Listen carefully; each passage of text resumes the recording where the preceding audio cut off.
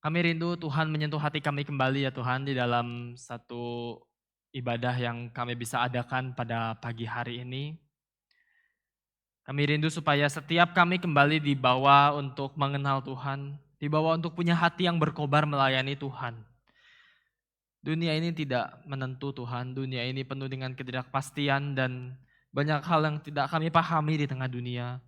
Tapi kami mau melihat bagaimana Tuhan bekerja. Kami rindu Tuhan menolong setiap kami supaya apapun yang menjadi perjalanan iman kami terus Tuhan pimpin dan kami semakin lama semakin mengenal Tuhan.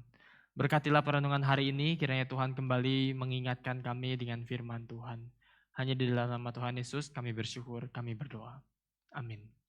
Mari kita membaca Alkitab kita bersama-sama, kita melanjutkan eksposisi dari kitab Keluaran. Mari kita membaca Keluaran pasal 4 ayat 18 sampai 31. Keluaran 4 ayat 18 sampai ayat yang ke-31. Mari kita membaca bagian ini bergantian. Saya akan bacakan ayat yang ke-18. Bapak Ibu, saudara-saudari sekalian bisa membaca ayat yang 19, demikian seterusnya sampai ayat 31. Keluaran 4 ayat 18 sampai 31, Musa kembali ke Mesir.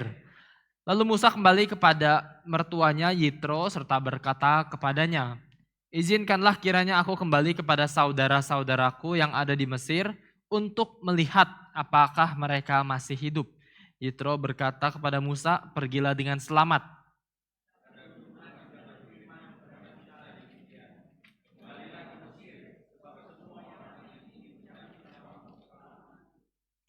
Kemudian Musa mengajak istri dan anak-anaknya lelaki lalu menaikkan mereka ke atas keledai. Dan ia kembali ke tanah Mesir.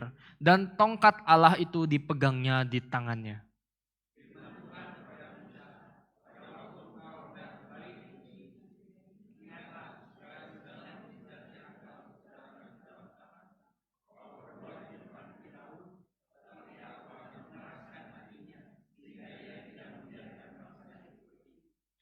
Maka engkau harus berkata kepada Firaun, "Beginilah firman Tuhan, Israel ialah anakku, anakku yang sulung."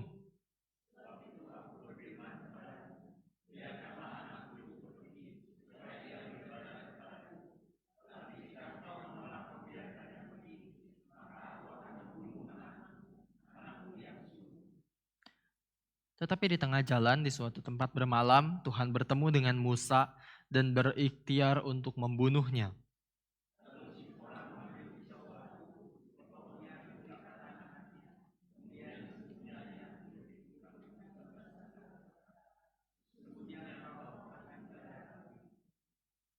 Lalu Tuhan membiarkan Musa pengantin darah, kata Zipora pada waktu itu, karena mengingat sunat itu.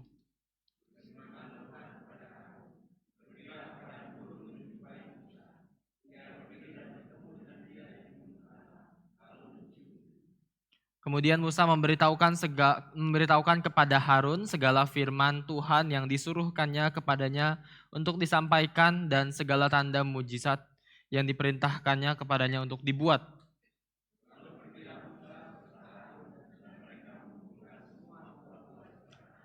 Harun mengucapkan segala firman yang telah diucapkan Tuhan kepada Musa serta membuat di depan bangsa itu tanda-tanda mujizat itu.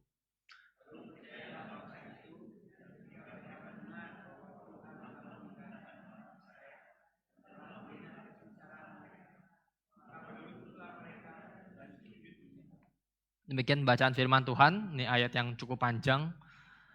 Bapak Ibu, saya ingat dulu waktu masih kecil, saya pernah punya pemikiran-pemikiran aneh. Saya tidak tahu Bapak Ibu pernah lakukan ini juga atau tidak.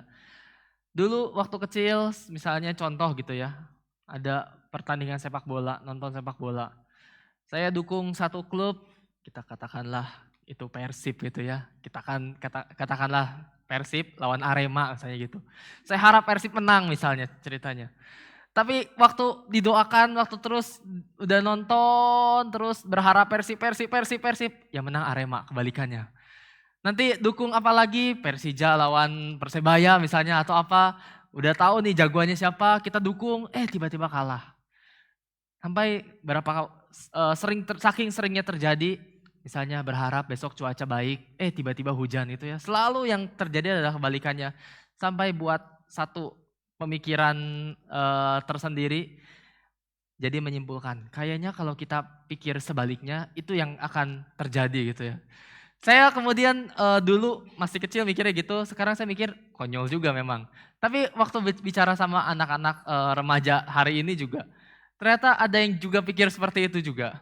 Jadi ngobrol dengan anak-anak muda lintas zaman, dari zaman saya, zaman zaman sekarang gitu, yang masih muda banyak punya pemikiran-pemikiran kalau kita harapkan A, kayaknya yang akan terjadi itu negasi dari A gitu ya. Saya nggak tahu di zaman Bapak Ibu apakah sudah ada pemikiran seperti ini atau belum. Tapi dari gambaran seperti ini saya tahu dunia ini saking randomnya, saking tidak menentunya, seringkali kita melihat ini dunia yang penuh dengan misteri. Ini dunia yang tidak bisa kita prediksi apa yang akan terjadi. Bahkan untuk sekedar kita mengharapkan sesuatu aja, saking seringnya yang terjadi tidak sesuai dengan yang diharapkan, akhirnya kita mungkin menjadi orang-orang yang pernah berusaha untuk mengharapkan sesuatu yang terbalik dari apa yang kita harapkan gitu ya. Dan tentu saja ini jadi sebuah hal yang absurd, hal yang sangat aneh gitu kita bisa bayangkan. Pengen cuaca cerah tapi kita berharapnya cuaca mendung. Supaya yang terjadi adalah cuaca cerah. Kan ini konyol sebetulnya ya. Tapi itu adalah gambaran dari dunia yang penuh dengan ketidakmenentuan. Dan dunia yang tidak bisa kita prediksi, dunia yang tidak saking atau bahkan saking seringnya terjadi sesuatu yang kebalikan dengan apa yang kita inginkan. Tapi hari ini kita akan melihat lebih dalam tentang realita dunia kita, tetapi bukan hanya itu, tentang bagaimana Tuhan juga bekerja di tengah dunia dengan banyak hal yang sangat misterius. Hari ini kita akan merenungkan satu bagian firman Tuhan yang tadi kita sudah baca. Saya berikan tema melayani Allah yang penuh misteri. Melayani Allah yang penuh misteri. Kenapa? Karena dalam gambaran yang tadi kita berikan, kita baca, ada berbagai hal yang mungkin janggal di telinga kita. Kita sudah membaca ayat demi ayat dan satu persatu menunjukkan kenapa ya kalau kita sudah renungkan cerita sebelumnya, oh katanya Tuhan itu Tuhan yang mencintai kehidupan. Beda sama Mesir yang berusaha membuat kematian demi kematian. Kita lihat kitab Kejadian, beranak cucu memenuhi bumi. Tapi kenapa Mesir, waktu kita lihat di awal kitab ini, oh Mesir ini melawan narasi penciptaan Tuhan. Karena Mesir berusaha membunuh, dan membunuh. Tapi hari ini kita melihat begitu sebuah bangsa mau ditarik ke Mesir, yang Tuhan pakai gambarannya adalah kalau engkau Firaun tidak membebaskan mereka, aku akan membunuh anak sulungmu. Loh, kok Tuhan sekarang yang bunuh? Lalu gambaran misterius lainnya adalah Musa yang sudah diutus Tuhan dengan berbagai pembelaan-pembelaan. Sampai akhirnya Tuhan marah, minggu lalu kita sudah renungkan. Akhirnya Musa taat dan dia pergi untuk jadi pelayan Tuhan. Tapi di ayat yang tadi kita baca, ayat 21 mengatakan, aku akan mengeraskan hati Firaun sehingga tidak akan membiarkan bangsa itu pergi. Aneh gitu ya, udah Musa susah-susah dan terus ditengking sama Tuhan semua pembelaan Musa. Sekarang malah Tuhan sendiri yang bilang, kamu udah pergi, lihat aku akan membuat hati Firaun keras. Apa ini? Kayaknya Musa merasa, gue dikerjain kah sama Tuhan gitu mungkin ya. Saking terlalu randomnya apa yang terjadi. Bahkan kita melihat di dalam ayat yang tadi kita baca, Musa sudah lagi berjalan pun ke tanah Mesir, tiba-tiba di tengah jalan, ayat 24 mengatakan Tuhan bertemu Musa dan berikhtiar ingin membunuhnya. Musa mau dibunuh, tiba-tiba singkat cerita Zipora sunat anaknya Musa dan akhirnya tiba-tiba murka Tuhan reda. Apa ini ya? Sebuah hal yang sangat penuh dengan misteri dan gambaran yang asing sekali untuk kita. Tapi hari ini kita akan merenungkan, membagi perenungan kita jadi 3 bagian. Kita akan melihat 3 hal hari ini. Pertama kita mau melihat misteri dari penerimaan Allah. Kedua misteri dari panggilan Allah. Dan nanti yang ketiga kita melihat dari identitas sebagai umat Allah. Mari kita lihat satu persatu. Yang pertama dulu misteri tentang penerimaan Allah. Bapak Ibu kita mau fokus kepada pengerasan hati Firaun ya. Jadi di dalam keadaan ini kita masuk dalam cerita ini Musa datang kepada mertuanya. Ini gambaran yang sepertinya minta izin. Tapi sebetulnya mungkin dia seperti lagi lebih ke mencari berkat. Musa tahu dia harus ke Mesir dan ini bukan sebuah tugas yang jangka pendek. Ini harus dia lakukan di dalam sebuah gerakan yang revolusioner. Membawa semua bangsa Mesir, bangsa Israel pergi dari Mesir, termasuk membawa keluarganya tentu ya. Akhirnya putra-putrinya, istrinya semua perlu diidentifikasikan bukan lagi sebagai seorang Midian, tentu bukan lagi akan jadi orang Mesir, tapi akan dibawa semua bersama-sama sebagai orang Israel. Nah, di sini ada sebuah gambaran menarik karena pasal 4 ayat 18 tadi kita baca ya. Pasal 4 ayat 18 dikatakan, izinkanlah aku kembali kepada saudara-saudaraku yang ada di Mesir untuk melihat apakah mereka masih hidup. Bapak Ibu mungkin ingat berapa bulan lalu mungkin di pasal 2 kita sempat bahas Musa waktu dia sudah dibesarkan sebagai seorang pangeran Mesir, dia kemudian pasal 2 ayat 11 dikatakan Musa telah dewasa, ia keluar mendapatkan saudara-saudaranya untuk melihat kerja paksa mereka, lalu dilihatnyalah seorang Mesir memukul seorang Ibrani, seorang dari saudara-saudaranya itu. Kita langsung dibawa untuk flashback ya. 40 tahun sebelumnya Musa keluar melihat saudara-saudaranya. Sekarang kita melihat sini, dia bilang kepada Yitro mertuanya, aku akan kembali ke Mesir untuk melihat saudara-saudaraku. Dua peristiwa yang sama, melihat saudara-saudaranya. Pasal 2, ini bayangan awal, tapi kemudian pasal 4 menjadi sebuah tindakan yang diulang. Tapi pasal 2 Musa lakukan dengan impulsif, akhirnya gagal.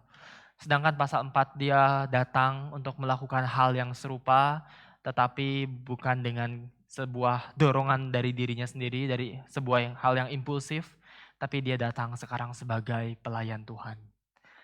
Tindakannya sama, tetapi kehadiran Allahnya beda. Tindakannya sama melihat saudara-saudaranya, tetapi dia datang dulu dengan sebuah dorongan dari hatinya sendiri, dari keinginan dirinya sendiri, tapi sekarang dia datang sebagai utusan Tuhan. Ini refleksi singkat di awal perenungan kita.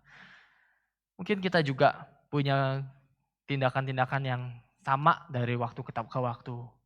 Tetapi apakah kita lakukan itu sebagai seorang pelayan Tuhan atau bukan? Itu menjadi sebuah hal yang akan sangat berbeda. Dulu Musa lakukan itu dari dirinya sendiri, akhirnya gagal dan dia lari sebagai buronan. Tapi sekarang dia lakukan hal yang sama dengan penyertaan daripada Tuhan. Nah, tapi menariknya sekarang kita mau melihat misterinya ya. Misterinya adalah Tuhan mengeraskan hati Firaun. Ketika Musa kembali ke Mesir, dia tidak tampil sebagai pangeran. Dia tidak tampil sebagai buronan. Tapi sekarang dia sudah masuk di dalam sebuah fase yang baru, dia hadir sebagai seorang pemimpin. Jangan lupa, ini adalah kakek-kakek umur 80 tahun. Seorang kakek yang datang ke Mesir, negara besar pada waktu itu, dan dia datang sebagai seorang pemimpin bangsa Ibrani yang diutus membawa pembebasan. Identitas barunya sepenuhnya ditentukan oleh panggilan Tuhan. Dan sekarang Musa melakukan mujizat-mujizat. Tapi Tuhan mengeraskan hati Firaun. Nah, di sini kita mau melihat apa maksudnya Tuhan mengeraskan hati Firaun. Banyak masalah teologis yang kita sering salah paham ya. Musa ketika berhadapan dengan Firaun, kita cuma akhirnya merenungkan seringkali, oh ini Firaun ini bukan umat pilihan Tuhan. Kita kaitkannya, ya Firaun ini memang sudah ditolak, dia tidak akan bisa bertobat dan lain-lain. Akhirnya kita tariknya jadi konsep keselamatan gitu ya. Konsep keselamatan, Firaun itu tidak dipilih Tuhan. Firaun itu reprobat, Firaun itu dilewatkan dan lain sebagainya. Tapi ayat yang kita baca sebetulnya tidak membawa kita ke sana. Karena ternyata bukan tentang keselamatan dan lain sebagainya yang Tuhan mau tekankan di sini. Waktu dikatakan mengeraskan hati dalam bahasa yang dipahami orang Mesir atau if gitu ya, atau bahasa Ibraninya lev. Nah, ini adalah dalam gambaran kuno, hati itu adalah pusat dari moralitas seseorang. Pusat dari orang itu melakukan hal yang salah atau benar, motivasinya bagaimana. Semua kebenaran seseorang ditentukannya dari hati.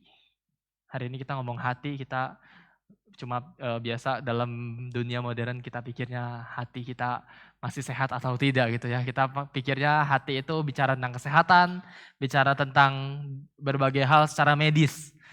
Walaupun dalam bahasa Inggris hati mungkin ya orang mungkin kalau kita ditanya bahasa Inggrisnya hati, mungkin orang salah paham jadi ngomongnya heart gitu ya. Padahal liver sebetulnya, ada perbedaan sebetulnya ya. Heart itu jantung. Nah tapi di dalam terjemahan ya kita lupakan dulu terjemahan Indo dan Inggrisnya. Tapi dalam dunia kuno dikatakan hati itu bicara tentang pusat dari moralitas seseorang.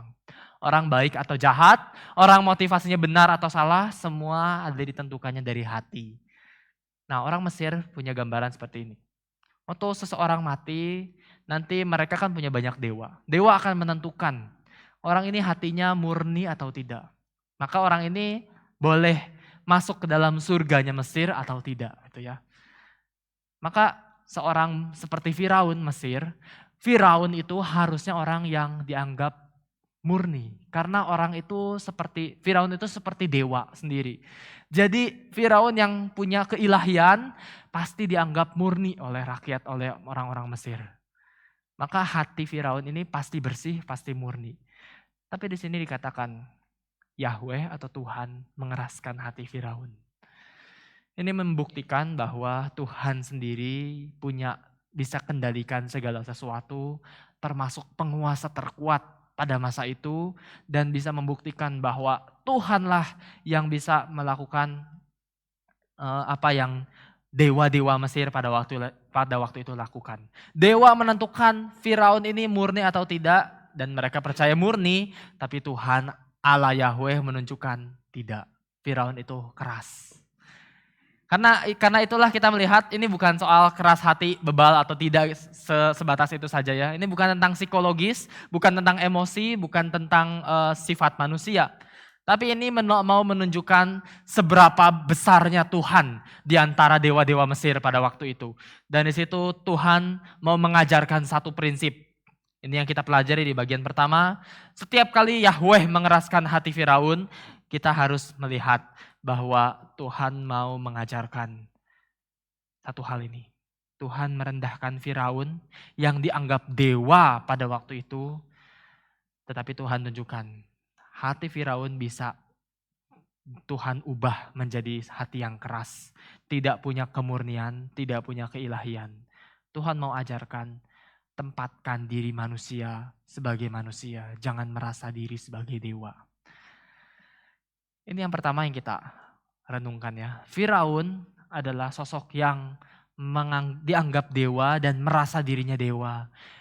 Firaun sosok yang merasa dirinya punya hati yang murni dan akan sampai mati dipandang murni oleh dewa-dewanya.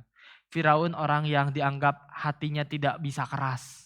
Tetapi sekarang Tuhan tunjukkan manusia adalah orang-orang yang hatinya bisa menjadi keras. Dan Tuhan menunjukkan itu kepada Firaun. Tuhan ingin supaya kita sebagai pelayan-pelayan Tuhan, sebagai orang-orang yang ditebus oleh Tuhan, melihat sebuah misteri ini. Misteri bahwa hidup kita adalah hidup yang perlu sadar posisi kita di hadapan Tuhan.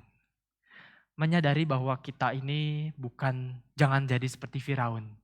Yang terlalu percaya diri, aku bisa kontrol segala sesuatu, kontrol semua hal, tidak ada kesalahan dalam diriku. Mau Mesir menindas, mau Mesir melakukan apapun karena aku pemimpinnya, karena Firaun pemimpinnya, maka semuanya akan jadi benar. Karena Firaun itu murni. Tapi Tuhan tunjukkan, tidak, Firaun itu keras. Semua hal yang kita kerjakan di tengah dunia, semua hal yang Firaun kerjakan di tengah dunia, semua orang bisa menjadi sesuatu yang juga keliru. Dan Tuhan mau tunjukkan, kemurnian sejati hanya datang daripada Tuhan. Bapak Ibu, Gregory dari Nazianzus mengkontraskan itu ya antara kemajuan di tengah dunia dari orang-orang yang berusaha mencari Allah dengan orang-orang yang berusaha mencari hal-hal fana di tengah dunia. Hidup manusia bisa lancar, bisa tidak. Tapi Gregory bilang yang paling penting adalah orang-orang itu dibedakan bukan dari kelancaran hidupnya, tapi menyadari posisi dirinya di hadapan Allah dengan benar atau salah. Inilah gambaran yang Gregory bilang. Orang yang mencari hal-hal fana di tengah dunia adalah orang yang seperti berusaha mendaki di atas sebuah lereng berpasir itu ya. Kata Gregory seperti ini. Orang berusaha mendaki di sebuah lereng berpasir, mendaki berusaha melawan pasir itu, berusaha supaya tidak tergelincir, begitu lereng bergerak sedikit, semuanya langsung berujung kembali ke bawah. Semua kembali ke titik awal kita. Semua usaha yang akan jadi sia-sia. Mungkin ada sebuah legenda tentang Sisyphus. Bapak Ibu mungkin pernah dengar. Sisyphus seorang yang dikutuk. Ini kan legenda mitologi ya. Mitologi mengatakan Sisyphus ini dikutuk untuk seumur hidupnya mendorong batu sampai ke puncak. Dia terus mendorong sebuah batu raksasa, didorong terus sampai ke puncak. Tapi sampai akhirnya dari puncak, batu itu tergelincir dan dia kembali jatuh ke tanah. Ada sebuah drama Korea ya, judulnya Sisyphus the Myth. Itu film tentang time travel. Time travel ini unik sekali konsepnya. Sisyphus the Myth judulnya. Ceritanya bagaimana seorang mau mengubah dunia ini yang akan berujung pada bencana, akan kiamat. Tapi kemudian dia mundur ke masa lalu, berusaha untuk mengubah apa yang ada di masa depan. Dan dia terus berusaha mencari tahu bagaimana bisa mengubah sesuatu di masa depan. Dia datang ke zaman di mana mesin waktu baru ditemukan. Dan kemudian dengan berbagai cara, akhirnya dia berusaha ubah. Sampai akhirnya dia baru sadar. Endingnya tetap tidak akan berubah. Dan sampai akhir cerita kita tidak mendapati semuanya tidak berhasil, tapi akhirnya cerita penutupnya menunjukkan akhirnya dia memutuskan mundur ke masa yang lebih sebelumnya lagi. Akhirnya ceritanya tidak ditutup dengan sebuah konklusi yang final, tetapi ditutup dengan sebuah cerita bahwa gagal dan dia berusaha akan coba sesuatu yang baru di masa yang sebelumnya lagi. Tapi ini menunjukkan sebuah dunia yang sadar bahwa banyak hal tidak bisa diubah di tengah dunia. Tapi hari ini kita melihat satu perenungan di dalam yang kita renungkan hari ini. Dunia ini memang tidak menentu, tetapi bagaimana manusia bisa menempatkan diri dengan benar di hadapan Tuhan. Firaun menempatkan dirinya secara keliru karena dia merasa saya murni, hatiku murni. Dan dia merasa sampai akhir hidupnya akan terus murni. Tetapi umat Tuhan adalah umat yang dibawa untuk menyadari hati kita seringkali kotor dan kita tidak sadar bahwa kita mungkin punya hal-hal yang salah di hadapan Tuhan. Tetapi justru Tuhan membawa kita untuk menempatkan diri kita. Tuhan, murnikanlah hatiku. Tuhan, jangan keraskan hatiku karena kemurnian hanya berasal daripada Tuhan. Di tengah-tengah keadaan dunia yang terus mencari, kita dibawa untuk melihat bahwa hanya Tuhan sajalah yang mampu memberikan apa yang kita perlukan. Bapak Ibu, ini bukan tentang keselamatan, pemilihan, reprobasi, dan lain sebagainya. Ini adalah berita untuk menempatkan diri dengan benar di hadapan Tuhan. Ketika Firaun merasa dirinya berdaulat penuh, tidak ada yang bisa memaksa dia, tetapi nanti setiap tulah demi tulah akan menunjukkan dia tidak berdaya. Hari ini kita juga bertanya kepada diri kita, mungkin bisa berefleksi, apa yang kita mungkin pikir kita pegang secara penuh. Kita kendalikan secara utuh, mungkin pelayanan kita, mungkin keluarga kita, mungkin masa depan kita. Kita punya gambaran-gambaran untuk memegang sesuatu secara utuh di dalam apa yang kita bisa prediksi, perhitungkan, antisipasi dan lain sebagainya. Tapi kapan terakhir kali kita mungkin merasa Tuhan, hidupku tidak bisa aku pegang. Dan banyak hal tidak menentu dalam apa yang kurencanakan. Mungkin ini menjadi sebuah momen di mana kita kembali diajak untuk merenungkan. Tuhan memegang kendali hidup kita. Tuhan tahu lebih banyak daripada apa yang kita tahu. Dan di situ kita belajar. Tuhan, aku mau menyerahkan hatiku yang mungkin penuh dengan kebanggaan diri dan merasa diri murni. Aku mau serahkan hatiku kepada Tuhan untuk memurnikan dan memegang apa yang akan terjadi dalam hidupku. Kita seringkali menyamakan stabilitas sistem mungkin dengan kehadiran Tuhan misalnya ya. Sepertinya kita merasa karena ada sistem yang aman, karena ya katakanlah bicara tentang kesehatan, oh karena sudah punya asuransi misalnya. Kalau kita bicara tentang pekerjaan, oh pekerjaanku settle, pekerjaanku aman. Kita bicara tentang keluarga, oh tenang, tenang saja. Keluargaku sejauh ini nggak pernah ada masalah. Kita juga bisa berlindung di balik berbagai sistem-sistem yang kita sudah amankan terlebih dahulu. Kita bicara tentang apapun, studi misalnya, oh merasa aman-aman saja, aku bisa kendalikan studiku karena apa? Karena misalnya aku ranking di tengah-tengah komunitas studi ini, di tengah jurusan ini, di tengah fakultas ini, dan lain sebagainya. Kita mungkin bisa berlindung di dalam sistem-sistem tertentu. Tapi pertanyaan yang sama, apakah Mesir seaman itu di hadapan Tuhan? Apakah Mesir menjadi sebuah sistem yang bisa settle dan aman sampai akhir? Dan akhirnya kita akan melihat Mesir pun akan ditunggang balikan ketika dia merasa dirinya aman dan cukup pada dirinya sendiri. Tapi kembali lagi, Tuhan yang pernah mengguncang struktur atau sistem yang pernah Mesir dirikan adalah Tuhan yang kembali mengajak Israel untuk melihat bahwa Tuhanlah yang memegang kendali. Ini misteri pertama tentang penerimaan Allah. Yang diterima Allah bukanlah orang-orang yang tahu bahwa hatinya murni. Bukan orang-orang yang seperti Firaun ini merasa hatinya murni dan hatinya tidak keras. Tetapi Tuhan mau menunjukkan Tuhan yang mengeraskan hati Firaun dan Tuhan menerima Israel menjadi umatnya. Ini yang pertama yang kita lihat dari penerimaan Allah. Kita tidak dipanggil untuk mencari penerimaan-penerimaan dari tengah dunia dan membuat segala macam sistem yang aman bagi diri kita. Tapi kita dibawa untuk meminta kepada Tuhan. Tuhan murnikanlah hatiku dan pimpinlah hidupku berjalan bersama dengan Tuhan. Sama seperti Musa yang dulu pernah berusaha berjalan sendiri dan gagal, tetapi sekarang dia berjalan dengan Tuhan. Dan meskipun sulit, tapi akhirnya dia berhasil. Maka kita masuk ke dalam yang kedua. Itu yang pertama, misteri tentang penerimaan Allah. Kita bicara hati yang murni di hadapan Allah. Tapi kita membaca bagian berikutnya. Bagian yang berikutnya adalah misteri tentang panggilan Allah. Nah Bapak Ibu, kita melihat di dalam bagian berikutnya ini, Tuhan berfirman kepada Firaun melalui Musa ya. Beginilah firman Tuhan, Israel ialah anakku, anakku yang sulung. Sebab itu aku berfirman kepadamu, biarkanlah anakku itu pergi supaya ia beribadah kepadaku. Tetapi jika engkau menolak membiarkannya pergi, maka aku akan membunuh anakmu, anakmu yang sulung. Maka di sini kita melihat ada sebuah panggilan yang Tuhan berikan. Israel ketika dia dipanggil dari Mesir keluar. Ini sebuah panggilan untuk yang dikatakan ayat 23 untuk beribadah. Nah apa maksudnya dipanggil untuk beribadah? Bahkan Tuhan membunuh anak-anak sulung Mesir demi membawa Israel sebagai anak sulungnya untuk beribadah. Apa maksudnya?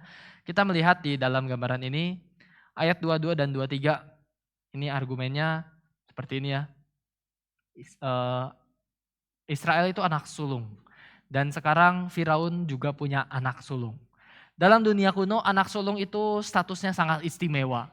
Dialah yang akan punya ahli waris. Dia yang akan merepresentasikan ayahnya. Dan ketika Tuhan menyebut Israel sebagai anak sulung, ini berarti bukan cuma sekedar metafora emosional saja, tetapi ini sebuah deklarasi dari Tuhan. Israel itu akan menerima warisan. Sekaligus akan menikmati kehadiran Allah tentunya ya. Di sini kita jadi melihat Tuhan mau membebaskan anaknya. Dan di sini untuk membebaskan anaknya dia harus menggunakan cara seperti kematian yang akan menimpa anak sulung dari bangsa Mesir. Ini bukan sebuah tindakan sewenang-wenang dari Tuhan itu ya. Karena Tuhan menggunakan bentuk ini untuk mengajarkan bahwa Israel adalah sesuatu yang berharga. Seberharga itu di hadapan Tuhan. Maka kisah keluaran ini dipahami sebagai sebuah kisah pemulangan. Bukan cuma keluar tetapi Israel pulang kepada bapaknya, kepada Allahnya, kepada ayahnya. Ini adalah perpindahan dari sebuah perhambaan di bawah Firaun, dibawa kepada perhambaan kepada Allah. Ini menjadi sebuah hal yang sangat mungkin kita anggap dalam dunia modern apa-apaan gitu ya. Dari kita melihat udah dibebaskan kok di tengah padang gurun mereka jadi bangsa yang kemudian diberikan berbagai aturan-aturan lagi. Apa bedanya dengan di Mesir? Kalau mereka di Mesir jadi budak, kemudian mereka di padang gurun diberikan berbagai aturan. Dunia modern kita sensitif sekali tentang kata pembebasan ya. Dibilang bebas tuh pengennya bebas sebebas-bebasnya tanpa aturan. Bapak Ibu mungkin bisa melihat kalau anak-anak diberikan kebebasan, anak-anak ingin berusaha bebas sebebas-bebasnya tanpa ada aturan. Ini yang dunia modern kita promosikan tentang kebebasan. Tetapi sebetulnya Alkitab mau mengajarkan sebuah kebebasan yang bukan menjadi liar. Pak Tong pakai katanya bebas tanpa aturan itu bukan bebas tapi buas gitu. Sebuah gambaran yang jadi penuh dengan keliaran dan tidak lagi betul-betul bebas. Tetapi Tuhan mau ajarkan bebas ini adalah sebuah kebebasan untuk menyembah kepada Tuhan. Kebebasan untuk beribadah kepada Tuhan. Nah, saya masuk lebih jauh kepada konsep ibadah ya. Dalam ayat yang kita baca, ibadah itu adalah sebuah kata yang dipakai juga dalam terjemahan lainnya dengan kata menyembah. Tapi menariknya kata ini menyembah, beribadah ini adalah pakai bahasa Ibraninya kata abad. Ini sebuah kata yang pernah muncul di kitab Kejadian. Waktu Adam diberikan sebuah mandat untuk bekerjalah untuk mengusahakan taman itu. Waktu Adam diberikan pekerjaan untuk mengusahakan taman, itu menggunakan kata abad atau melayani atau mengusahakan, mengupayakan, mengelola. Jadi kata abad itu adalah kata yang diterjemahkan di Kejadian melayani atau mengelola taman, tetapi di dalam kitab Keluaran dipakai untuk beribadah atau menyembah. Nah, kita mungkin berusaha untuk cari tahu apa maksudnya ya. Dari satu kata yang sama, kata abad ini di kitab Kejadian dipakainya untuk melayani atau bekerja, mengelola, tetapi dipakai juga dalam terjemahan lain untuk beribadah atau menyembah. Maka Tuhan mau ajarkan satu hal, bahwa ibadah itu adalah sebuah hal yang tidak lepas dengan bekerja bagi Tuhan. Baik kita di dalam gereja, kita bekerja bagi Tuhan. Baik kita di luar gereja, kita bekerja bagi Tuhan. Itu sama-sama namanya ibadah. Ibadah di hadapan Tuhan adalah sebuah hal yang baik dalam gereja maupun di luar gereja. Kita memberikan hidup kita untuk melayani Tuhan. Kita memberikan hidup kita untuk bekerja bagi Tuhan. Karena itulah kitab Roma juga mengatakan, persembahkan tubuhmu sebagai persembahan yang kudus, itu adalah ibadahmu yang sejati. Ibadah adalah mempersembahkan hidup kita untuk bekerja dan melayani Tuhan dimanapun kita berada. Bapak Ibu, seorang tidak pernah dipanggil, dibebaskan, atau mungkin seperti Israel, ketika keluar dari Mesir, menikmati keselamatan, tidak pernah hanya untuk keluar itu sendiri. Kitab Keluaran tidak berhenti sampai Israel sudah keluar, sudah selesai gitu ya, tuntas. Dan akhirnya tidak ngapa-ngapain lagi. Tidak. Kitab Keluaran dilanjutkan dengan bagaimana Israel harus beribadah dengan benar di hadapan Tuhan. Maka kita jadi belajar, keselamatan umat Tuhan tidak berhenti pada keselamatan itu sendiri. Tapi kita diselamatkan untuk beribadah dan bekerja bagi Tuhan.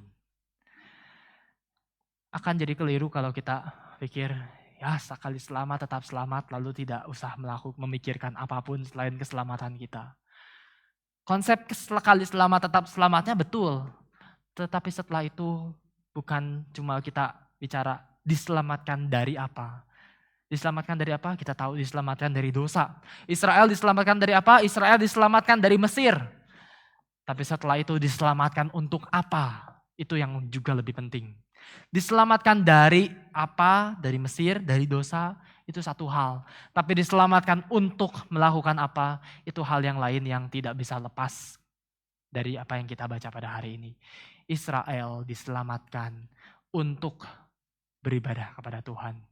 Israel diselamatkan untuk bekerja bagi Tuhan.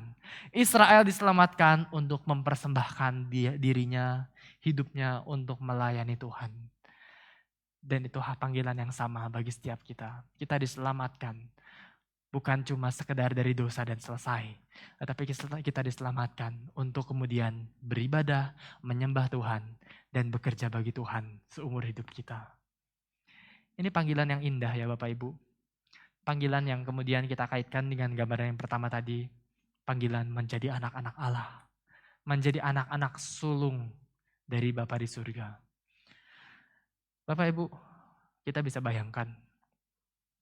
Dalam sebuah rumah yang besar, megah, teratur. Kita bayangkan gitu ya, ada dua orang bekerja setiap hari di tengah-tengah rumah ini. Rumah yang indah, yang mewah, tetapi kemudian ada dua orang bekerja. Dua-duanya bangun pagi, dua-duanya sama-sama rajin gitu ya. Bahkan dua-duanya melakukan tugas demi tugas. Keduanya sibuk sepanjang hari. Kadang ada yang terlihat lebih sibuk daripada yang lain. Tapi di sini kita kemudian melihat perbedaan.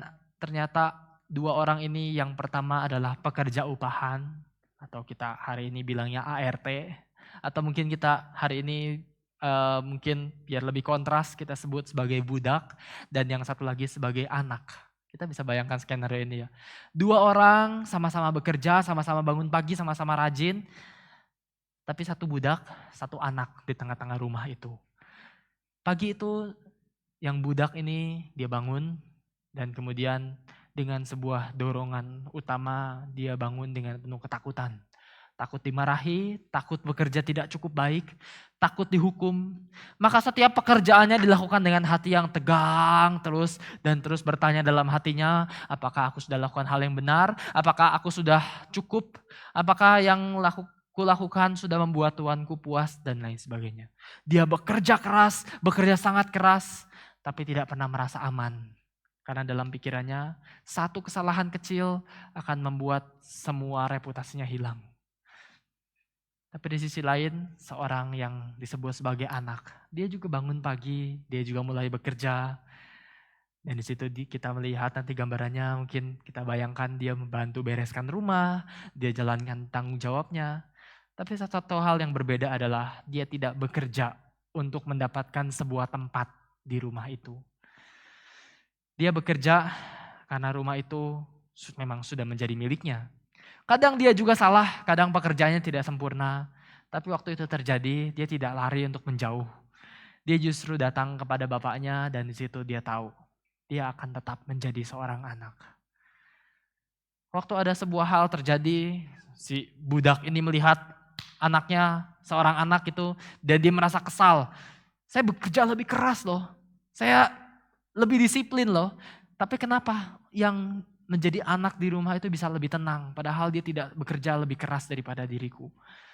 Dia bertanya, bagaimana kamu bisa setenang itu? Apakah kamu tidak takut?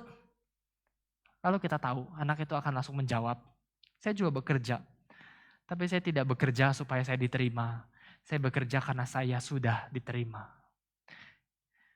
Dan dia nambahkan satu lagi, kamu bekerja supaya punya tempat di rumah ini. Tapi aku bekerja karena rumah ini memang milikku dan ayahku ada di sini. Ini cerita yang bukan untuk menunjukkan, bukan untuk membawa kita pikir kita anak atau budak gitu ya. Itu bukan pertanyaan kita lagi hari ini. Kita adalah anak-anak Allah. Cerita ini mengungkapkan sebuah hal yang sering kita sadari. Hari ini banyak orang Kristen hidup lebih seperti budak di rumah Tuhan. Hidup lebih seperti kalau kita melayani, kita bekerja di tengah-tengah pekerjaan kita aktif di tengah dunia kita, tapi dalam hati kita digerakkan oleh rasa takut dan rasa bersalah. Kita dikuasai oleh perasaan harus membuktikan diri dan tidak pernah merasa diri cukup. Padahal Injil berkata hal yang sangat berbeda. Injil tidak berkata, bekerjalah supaya kamu menjadi anak. Gak pernah gitu ya. Seorang budak yang bekerja saking rajinnya, akhirnya betul-betul menjadi anak. Ya ada yang diapresiasi sampai dianggap keluarga sendiri, itu betul gitu. Ada Tuhan yang begitu baik.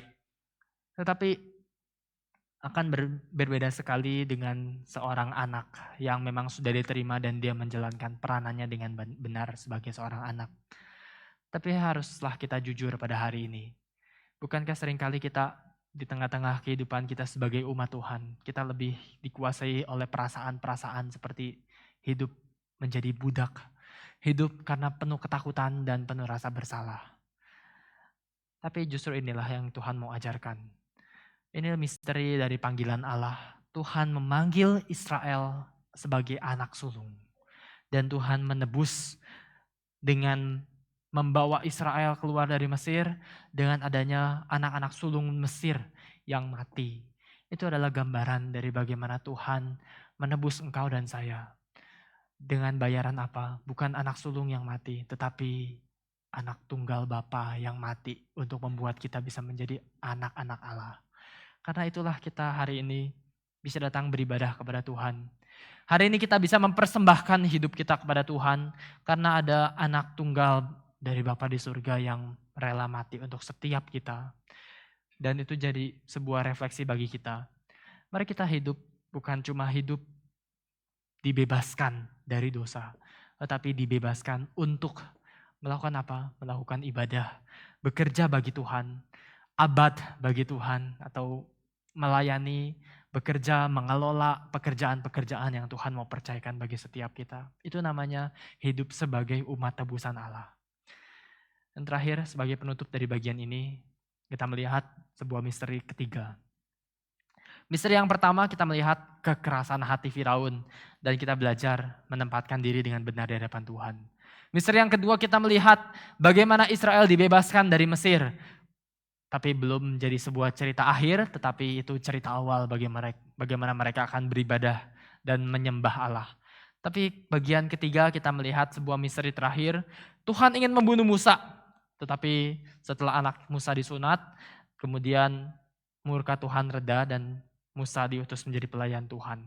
Banyak sekali pertanyaan yang tidak habis-habisnya diperdebatkan oleh penafsir di dalam bagian ini. Ini bukan bagian yang mudah ya Bapak Ibu.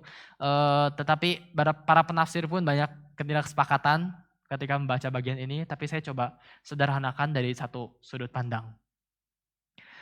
Bapak Ibu, di dalam dunia kuno pada waktu itu, Mesir sendiri bukan sebuah hal yang asing dengan konsep sunat.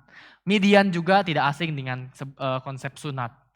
Mesir punya sebuah sistem sunat yang parsial ya. Jadi waktu bicara tentang penyunatan, ada sebuah gambaran yang orang Mesir pakai waktu itu disunat secara parsial. Saya juga tidak mendapatkan literaturnya seberapa berbeda. Tetapi ada penekanan di mana sunatnya Israel dengan sunatnya Mesir itu beda. Karena sunat Mesir cuma sebagian, tetapi Israel adalah sunat yang utuh. Tapi sunat itu apa sih sebetulnya? Sunat adalah gambaran, ini gambaran yang dari dulu dipakai dari zaman Abraham ya. Kenapa sekarang kita orang-orang Kristen mungkin tidak menekankan pentingnya sunat, yang kita tekankan baptis ya. Ada orang Kristen harus disunat dulu baru jadi umat Tuhan. Itu orang Israel gitu ya. Atau mungkin dalam agama Islam ada gambaran seperti ini juga. Orang Yahudi 8 hari begitu lahir harus disunat. Orang Kristen hari ini ya kita ada baptisan anak, tapi tentu ada baptisan dewasa. Tapi sunat dan baptisan sesuatu yang terkait sekali. Kenapa? Sunat itu membuang sebagian anggota tubuh kita dari alat kelamin laki-laki gitu ya, dibuang kulit katanya itu kemudian dibuang dan dianggap mati gitu kan ya. Nah ini adalah gambaran yang kemudian disempurnakan di dalam konsep baptisan. Seorang yang mau jadi umat Tuhan seperti Israel dulu harus membuang dulu sebagian anggota tubuhnya dan mati. Dan kemudian dia diterima oleh Allah. Di dalam baptisan kita mendapatkan gambaran yang sama. Kita membuang bukan sebagian dari anggota tubuh tetapi mati secara penuh. Tapi kemudian kita dibangkitkan bersama-sama dengan Tuhan. Kenapa berubah dari sunat jadi baptisan? Karena Tuhan Yesus sendiri, dia di satu sisi dia menjadi umat Yahudi yang disunat. Tetapi kemudian dia mati secara tubuhnya secara penuh dan kemudian tubuh yang mati itu kemudian bangkit. Sehingga kita sekarang tidak pakai konsep sunat yang cuma sebagian saja, tetapi kita jadi orang-orang yang dibaptis untuk menerima, untuk kita menjadi umat Tuhan. Ini gambaran yang sangat saling terkait. Saya tidak bisa bicara lebih banyak, terlalu panjang tentang kaitan ini. Nanti kita coba cari waktu lain, siapa tahu ada pembahasan lain tentang sunat dan baptisan ya. Tapi ini gambaran yang dipakai. Umat Tuhan baru menjadi umat Tuhan kalau ada sesuatu yang mati dulu dari dirinya dan kemudian bangkit. Itu artinya kita hari ini pun jadi umat Tuhan, waktu kita mematikan tubuh kita, keberdosaan kita, dan kita bangkit bersama dengan Kristus. Nah, sekarang apa kaitannya dengan Musa? Musa waktu itu mungkin belum mengalami sunat secara utuh seperti yang dialami oleh Israel pada zamannya. Atau paling tidak anaknya sendiri belum disunat gitu ya. Musanya kita tidak dapat gambaran dia sudah sunat atau belum, tetapi anaknya belum. Dan di situ Zipora langsung peka, istrinya langsung peka dan menyunatkan anaknya. Kenapa harus terjadi hal seperti ini? Karena Musa akan dipimpin akan dipanggil untuk menjadi seorang pemimpin dari bangsa Israel. Dia harus pelihara sebuah tanda perjanjian. Dan di sini dia harus sadar bahwa sunat itu penting di hadapan Tuhan. Maka Tuhan tekankan, Musa, kamu kan mau jadi pemimpin dari bangsa Israel. Kamu tidak bisa pakai gambaran Mesir lagi. Mesir mungkin sunatnya sebagian atau bahkan ada yang tidak disunat juga. Tetapi bagi kamu yang mau jadi pemimpin, kamu harus jelas identitasnya sebagai Israel. Maka Tuhan marah sekali waktu Musa belum disunat, anaknya belum disunat gitu, dan langsung mau membunuh Musa. Tetapi di situ Zipora langsung tahu ini penting bagi Tuhan. Dan di situ dia langsung melakukan apa yang penting bagi Tuhan itu. Bapak Ibu, ini misterinya, satu hal yang terakhir yang kita pelajari adalah identitas sebagai umat Allah. Adalah mengetahui apa yang penting bagi Tuhan. Apa yang penting bagi Tuhan? Penting bagi Tuhan adalah kita menempatkan diri sebagai umat Tuhan yang diterima bukan dengan kekuatan kita sendiri, tetapi dengan melakukan apa yang Tuhan kehendaki. Bapak Ibu, hari ini identitas kita tidak ditentukan lagi dari apa yang kita lakukan. Identitas kita sudah diberikan oleh Tuhan. Karena itu identitas kita tidak bisa bercampur aduk dengan identitas dari dunia. Identitas Musa sebagai Mesir tidak bisa identitas Musa sebagai pembebas Israel tidak Tuhan izinkan untuk bercampur dengan bau-bau Mesir yang dia bawa sebelumnya. Dia harus disunat dan dia harus jelas menjadi Israel. Tidak bisa sambil Israel sedikit, sambil Mesir sedikit. Semua nanti gambaran dari kitab Keluaran, Imamat, Bilangan, Ulangan, semuanya akan mau menunjukkan narasi tentang identitas umat Tuhan. Bahkan nanti kita melihat ya gambaran-gambaran lainnya, saya kasih contoh sedikit. Kenapa nanti di kitab Imamat ada konsep-konsep tentang makanan mana yang haram dan tidak haram, yang halal dan tidak halal. Makanan mana yang boleh dimakan dan tidak. Nanti di dalam kitab Imamat kita melihat, kalau mamalia misalnya, yang memamah biak tapi tidak berkuku belah gitu ya. Kalau mamah biak tapi berkuku belah gitu nanti ada aturan-aturannya segala macam kita nggak paham. Tetapi itu semua gambaran yang harus jelas gitu ya. Harus jelas namanya mamalia, mamah biak dan berkuku belah itu sesuatu yang memang wajar pada mamalia gitu. Nggak boleh ada satu gambaran katanya mamalia tetapi apanya tidak gitu misalnya. Atau hewan air tetapi ada bagian tertentu yang tidak khas hewan air. Itu sesuatu yang Tuhan bilang ini tidak halal bagi Tuhan. Ini tidak halal. Kenapa? Karena Tuhan mau tekankan tentang identitas. Tidak boleh bercampur. Seperti Israel yang identitasnya tidak boleh bercampur dengan Mesir. Demikian juga makanan yang mereka makan atau bawa kepada Tuhan dalam ibadah tidak boleh bercampur yang mamalia dengan yang tidak yang bukan khas mamalia. Yang khas hewan air tetapi tidak khas hewan air gitu. Misalnya ikan tertentu yang tidak bersirip, bersisik dan lain sebagainya. Itu contoh-contohnya saja.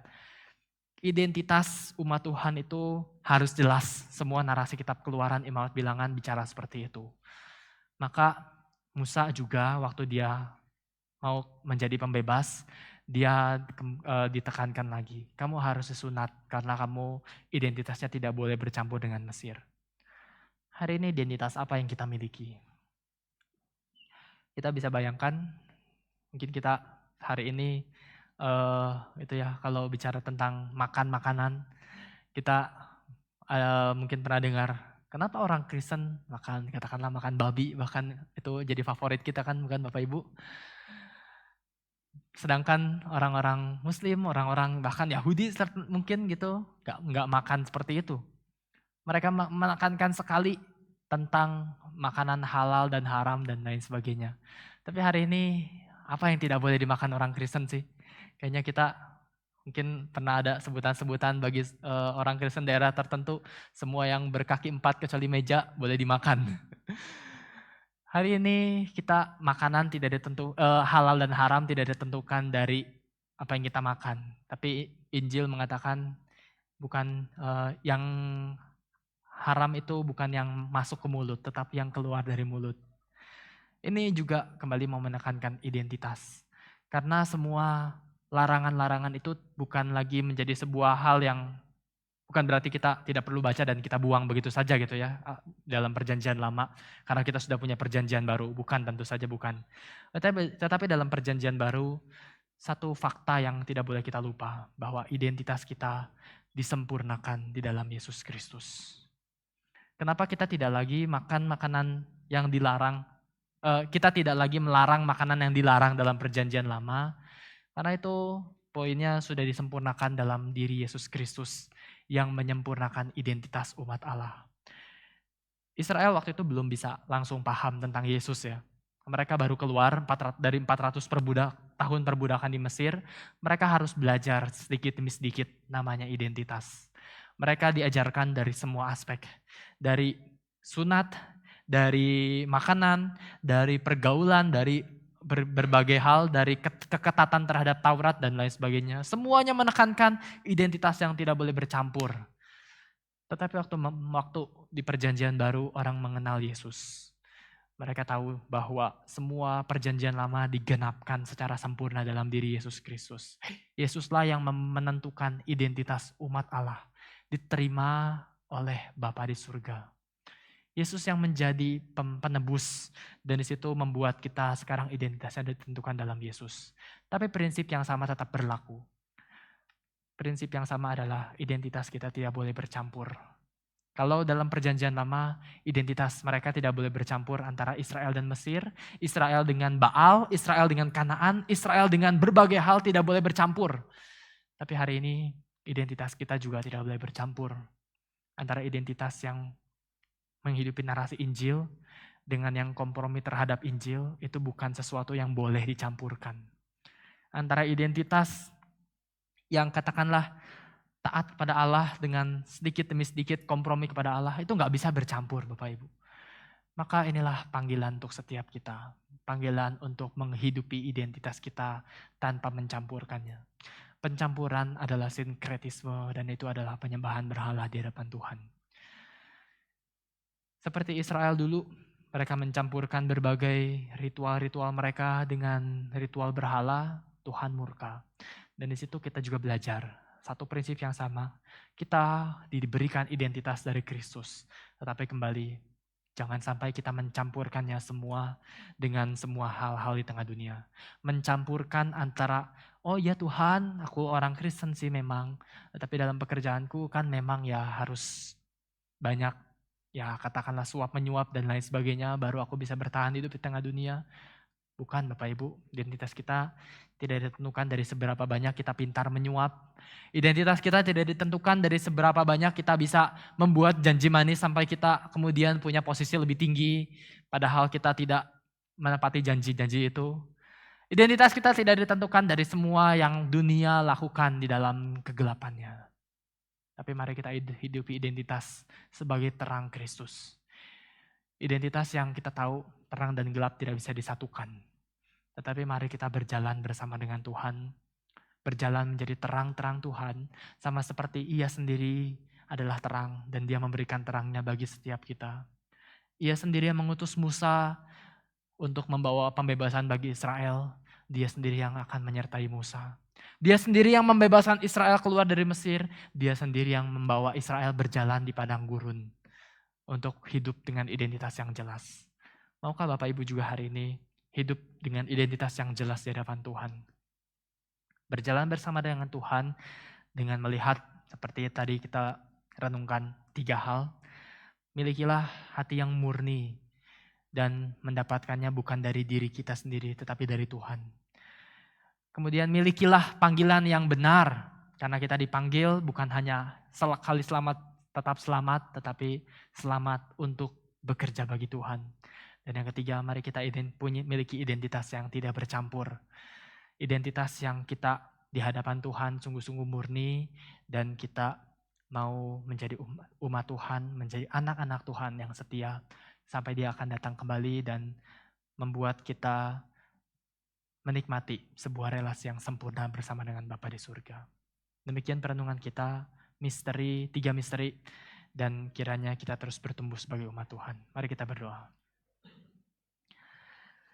Kami bersyukur Tuhan karena kami bisa belajar hari ini bagaimana Tuhan bekerja dengan cara yang begitu misterius. Tapi kami bisa pelajari sedikit saja Tuhan hari ini. Kami tahu bahwa hidup kami begitu terbatas. Tuhan kiranya Engkau menyingkapkan lebih banyak kepada kami di waktu-waktu ke depan. Di dalam perenungan-perenungan kami berikutnya, dalam setiap wahyu yang Tuhan mau percayakan kepada setiap kami. Ajarkan kami lebih banyak hal, ajarkan kami lebih banyak pengenalan akan Tuhan. Dari situ kami bisa mendapati ada Tuhan yang cara kerjanya misterius, tetapi terus memimpin setiap kami bertumbuh untuk semakin mencintai Tuhan, karena kami sudah dicintai oleh Tuhan lebih dahulu. Pimpinlah kehidupan kami ya Tuhan, dan teguhkanlah identitas kami sebagai anak-Mu. Kami bersyukur dan berdoa hanya di dalam nama Tuhan Yesus, Tuhan yang sudah memperdamaikan kami, membawa kami bisa menjadi anak-anak-Mu, dan membawa kami bisa hidup sebagai pelayan-pelayan Tuhan. Hanya dalam nama Tuhan Yesus kami bersyukur, kami berdoa. Amin.